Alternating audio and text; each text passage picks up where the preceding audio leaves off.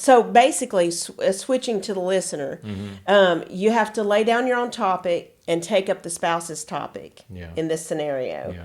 So you have to walk through your spouse's hurdles to why they can't hear you. They obviously feel that you did something that caused me to cause the problem you're presenting. Yeah. Or if you knew what I was really thinking and how wonderful my intentions were, you wouldn't have thought this or that.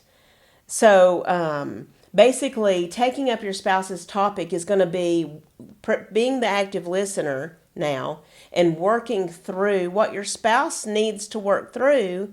It can be that once your spouse feels sufficiently heard, then you could possibly say, can we go back to my issue? Would that be okay? Yeah. We're fairly familiar with this because there's, in our own experience, been times I wasn't able to hear something Rhonda was presenting, and she had to do that very thing with me and be able to ask me, okay, what's your issue so we can get this thing going. And that wasn't easy. I didn't appreciate it. And so we would focus on Shawn's issue because we weren't going to focus on mine. Yeah.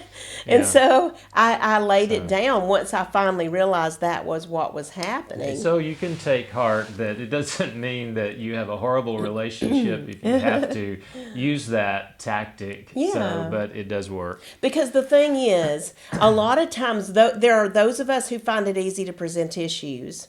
And so when we share an issue, it opens up an issue in the listener. Well, for those that find it difficult to initiate an issue, especially some men or some women that are less confrontational, less assertive, it will open an issue for that person. And that may be the only time that you help them bring to the surface what they need to talk about.